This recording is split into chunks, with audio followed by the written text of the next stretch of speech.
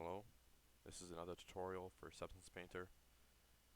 It's the exact same um, as my first video, just this is a different method.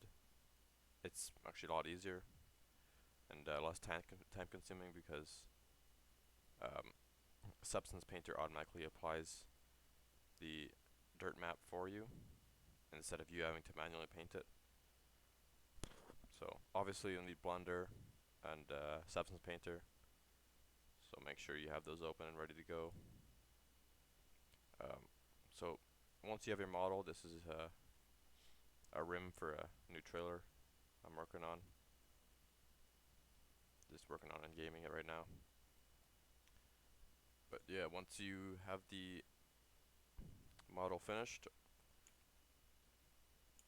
you just kind of want to go over here to this material panel on the right hand side, manual or material properties, sorry. I'm also using Blender 2.9, I should say, which is a lot easier for U-dimming and a lot easier for newer viewers to interact with. But yeah, you're just gonna, I'll just remove this material for now. Just go up here to new, hit new, rename it to, I'll do rim test. Then you're gonna select the object, hit tab to go into edit mode, and then go right over here to the right hand side underneath rim test, hit assign. And then what you're gonna want to do next is up at the top here, it says layout, modeling, scripting, UV editing, or sorry, sculpting. But yeah, you go to UV editing. Should be this view. You have the UV map on this side, and then the actual model here. So when you're on this window, just hit A, and that'll select everything. Like there we go. And then go up here to the top to UV. Go down to Smart UV Project, and change this island margin to 0.003. So it's 0.003 right there. And then just hit OK, and that'll UV unwrap. Go over here to the material tab, just assign it just one more time, just in case. Go to the top left, go to File. I'll save as just for the test. Rim test. And then what you're going to do is go to File again, Export, FBX, Rim test, FBX. If you have a lot of objects in your blend file, and you only want to export one thing, just select the object you're going to export, like I have here. Go to File, Export, and then right here where it says Limit to, just do Selected Objects, and then Export FBX. Now, once you're done that, go over to Substance Painter, up to File, New. Make sure you have the Giants Engine 8 shelf installed. So my first video, I have that linked in the description, so you can just download that, and I showed you how to install it. So go to File, select, and we'll do Rim Test FBX, open. Make sure to check this Use UV Tile workflow and preserve UV Tile layout. Then OK.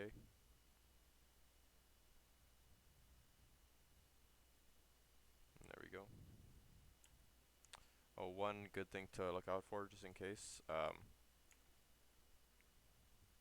to layout. Sometimes it might not look like this, but right now, anyways. So say, for example, this face is flipped. So I'll is it that Control no. the face might be flipped. That's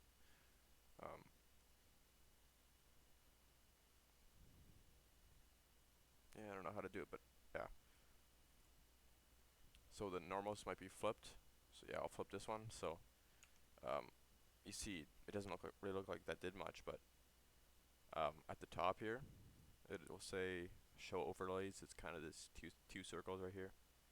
Hit the drop down arrow down to face orientation, and boom, right there.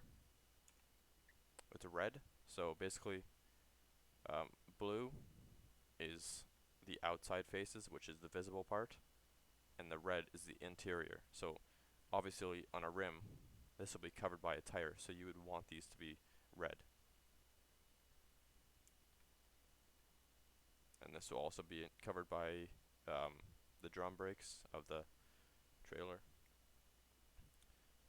But you wouldn't want this because I'll actually show you what it looks like in game. So back face color, like up in this viewport, or sorry, shading, viewport shading. This arrow right here, down here to back face culling. See, now that face is invisible, and you'll notice also these faces aren't visible because remember they were red. So you would not want those to be red faces. So I'll turn back face culling off. Then what you're going to do, if you do find a red face or multiple, just select go to at the top left here, it'll say vertex select, edge select, and then face select. Just select face select because there'll be red faces, so just a lot easier to select them. So I'll flip a couple more just in case.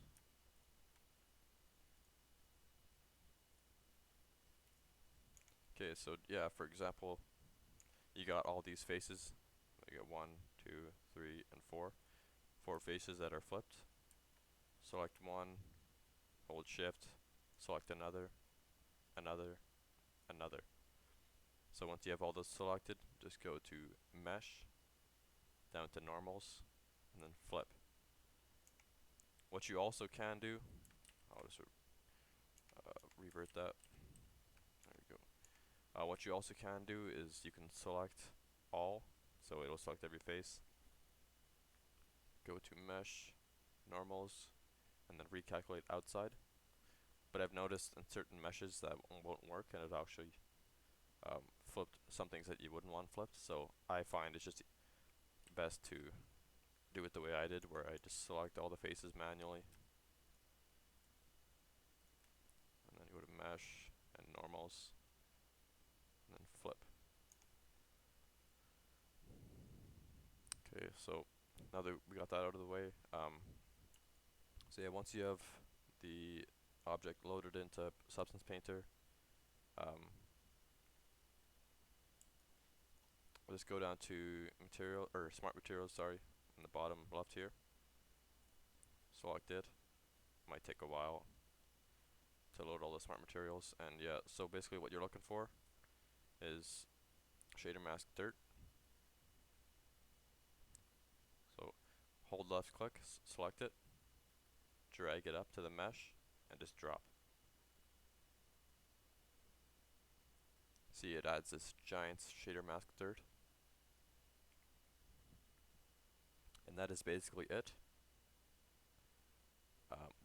What next you'll have to do is go to the top left, right next to file, go to edit, and then bake mesh maps. You can change the spec map size. 2048 is more than good enough. You wouldn't need any higher than that. So I just go to 2048 and then bake selected textures. This will take not too long. It's just a small object. But this can be very taxing on your computer if you're doing anything big or large.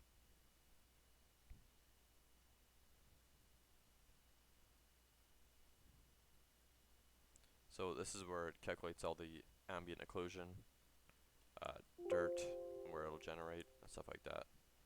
So yeah, basically once you got that done, you can kind of see how it looks. This is kind of the first look at how Substance Painter did. I think it looked alright. Maybe there'll be quite a bit of dirt on the bottom here. I'll have to show you how to adjust some of the settings. But yeah, for now I'm just gonna go to File, Export Textures, change the export folder, go to Desktop, Output Template, up to Giants Engine 8 Acid Second UV, and select your object right here in the global settings underneath it, rim test. All you need here is this mask, so you can uncheck these three and this will be selected, and then export.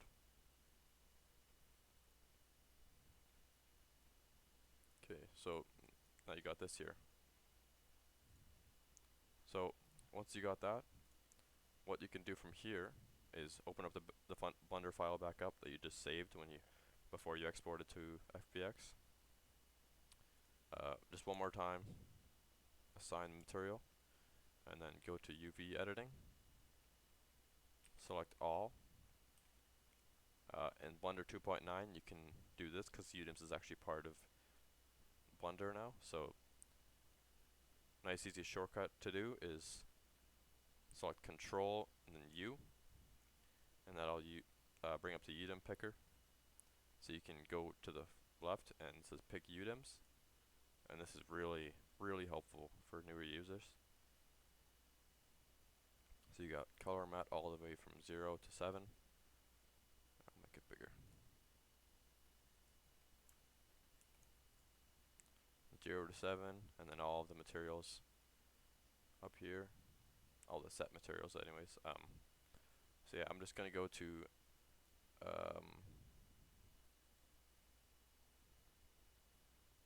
I'll do galvanized metal right now, just for the test. See, it moved it over. I think that's 1 or 2, 1, 2, 3. Yeah, I think that's 3 grids away. So yeah, once you got that done, just select this and then this, assign. Go back out to layout, select the object. On the right here, go to modifier properties, add modifier, edge split, and then there's this arrow right here right next to this little camera setting. Hit it and then apply. Now your model's ready to export. I'll just save the blend file. Then go down to export, down to i3D. Select the folder you want to export to. I'll just do my desktop.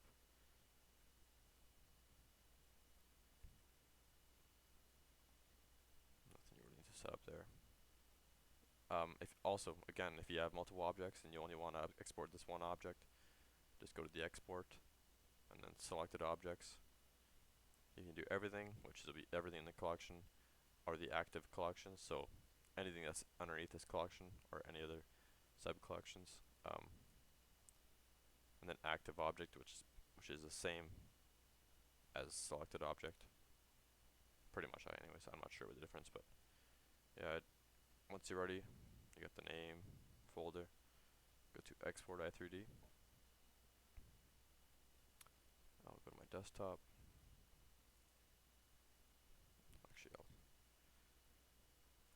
So this new i3D exporter I have, it'll just make this oh boy, so you know how to do. Oh, I never selected anything. Okay, do it again. Delete that, delete that.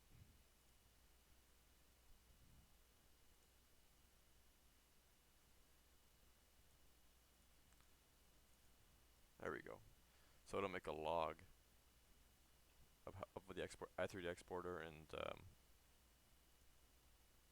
how it went, anything went wrong. I'm not sure how to disable that because it is kind of annoying because it kind of fills up my desktop if, every time I export something. So there's your rim.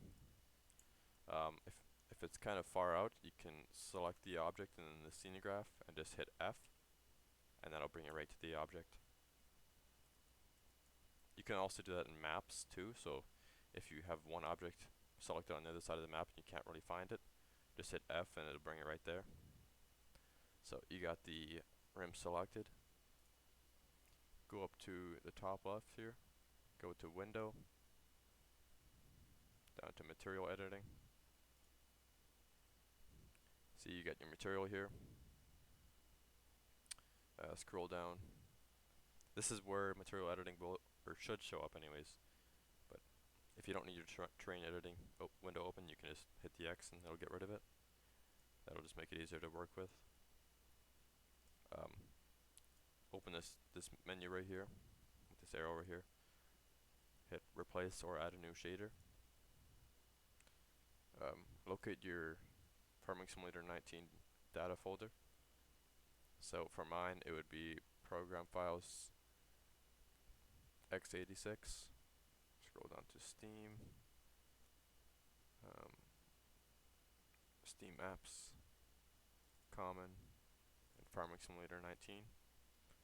And then what you're going to do is go to data, shaders, scroll down to vehicle shader. There we go.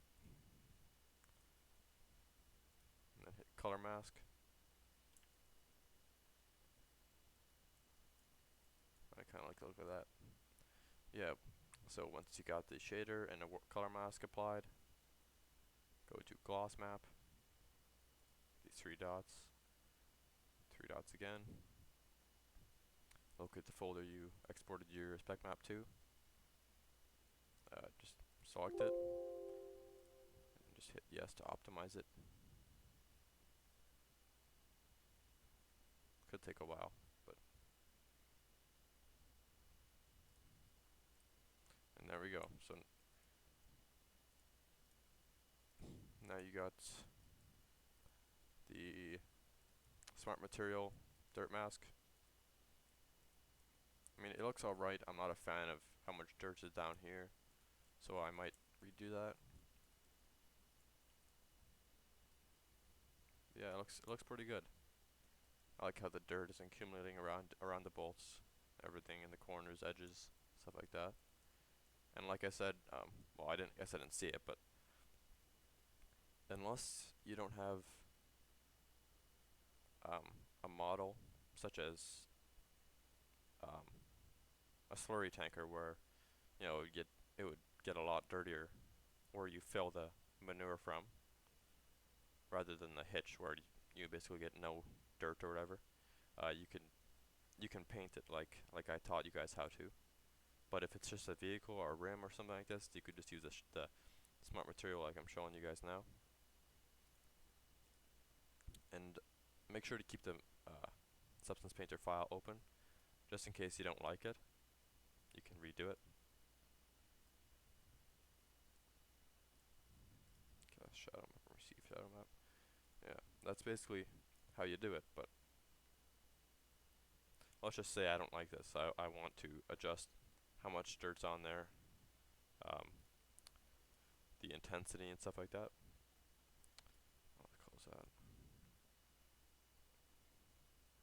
Also, since I have the i3D open, and it's already made, I could just leave it open. I'll just remove texture. I'll save.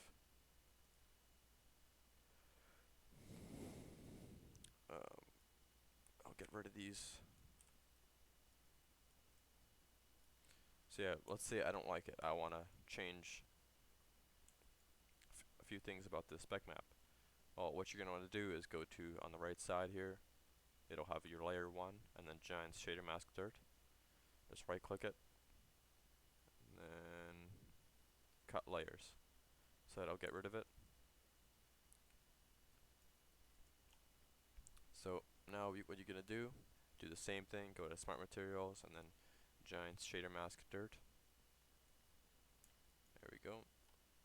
And then on the right side here, hit this little folder, go to the right, this little gray square looking thing with a circle in it, hit it, and it'll bring up these 4 little tiles, or these 4 little settings, I guess. You can go to MG Dirt, and there will be a dirt level and a dirt contrast. So let's say I just applied way too much dirt and you only want a little bit. You can change this to 0.1 and 0.1. So I'm not exactly sure how you can get rid of Substance Painter making or putting dirt, or more dirt anyways, at the bottom of a model, because you can see it kind of goes here, you get more right there, more right there. I'm not sure how to disable, I guess, the height calculating, because the lowest part of the model, that's where it seems to get the most dirt for me anyways. I might mess around with it. See, dirt height, I tried messing with that one day and it didn't really change much. Oh, well, we'll see if that changes anything, but yeah. So yeah, if you're happy with how it looks right now, do the same thing, go to edit, and then bake mesh maps, bake select the textures.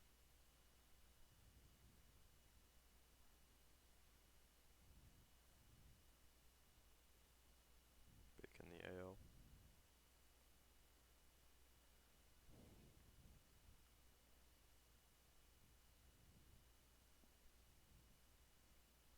There we go. Go back over to File. Once it's done, go to File, Export Textures. If you hit Save Settings, I believe it'll save all this output template and then the output directory, stuff like that.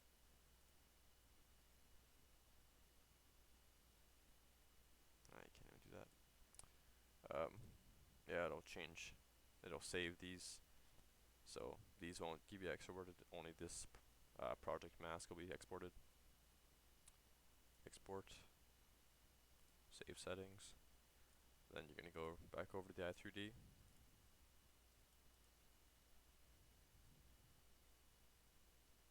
Select it in the scenograph F. I'll zero out the rotation. Material editing. Go to gloss map.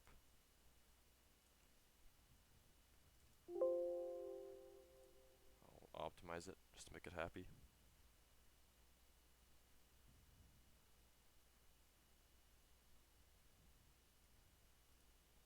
Yeah, it didn't really do much there. So I don't know. I'll have to mess with it a lot more. I'll probably make another video soon about Substance Painter updated guide. Anyways, I feel I left a lot of stuff out the first tutorial I did. So I'm hoping this helped you guys. I mean, for me, I had just someone telling me how to do it in Discord. It's kind of confusing the first time, but now that you mess with it and you learn how to do it, I find it's way easier to learn with a visual lesson. Well, I guess not lesson, but visual tutorial on how to do it, rather than words on a document. So, yeah, I mean, really nice. I like making my own spec maps for my mods. I feel like it makes things look a lot better.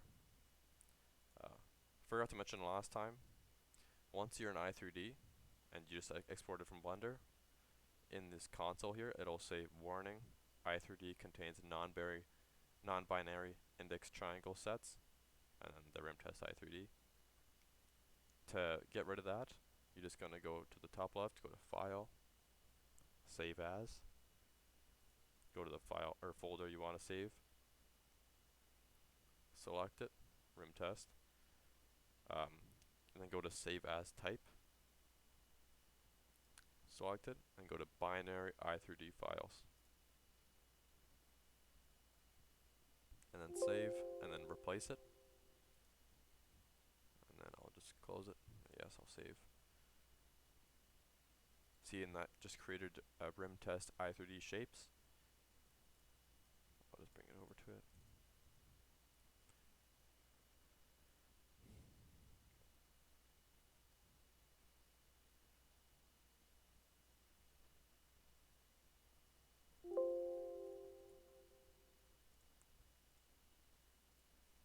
How did I do that? Oh well.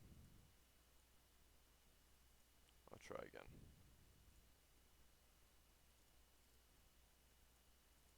Not sure why I didn't do that at the time.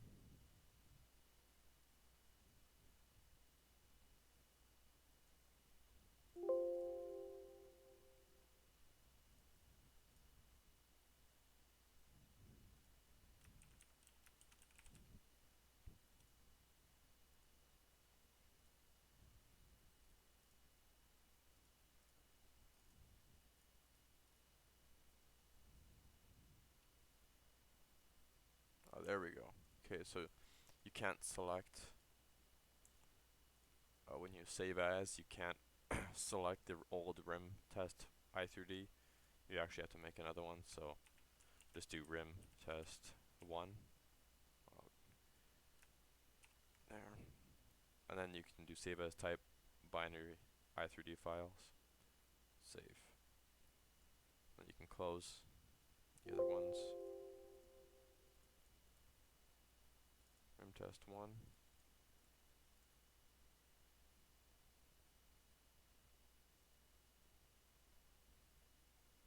There we go. And it'll get rid of it.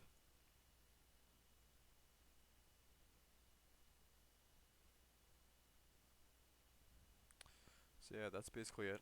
Hoping this helps you guys. I think it looks really cool.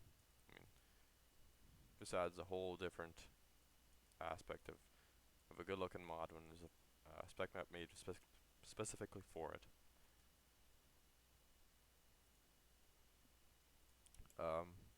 So yeah, that's basically it. Hope you guys enjoyed. Hope this helps. I know I've been a little bit MIA in terms of making videos, but I'm actually going to release another video today on how to add a foliage folder to a map file. So you can add custom textures to your map, or any other map for that matter. So yeah, because a lot of people, they want to add custom crop textures to a map, but their map doesn't have a foliage folder set up already, so it's kind of difficult to add textures when you don't know exactly how to add a foliage folder to the map. So yeah, I mean, it's really simple to do, just not really simple to a noob to this stuff. So yeah, hope you guys enjoyed. See you next time. Thanks for watching. Bye.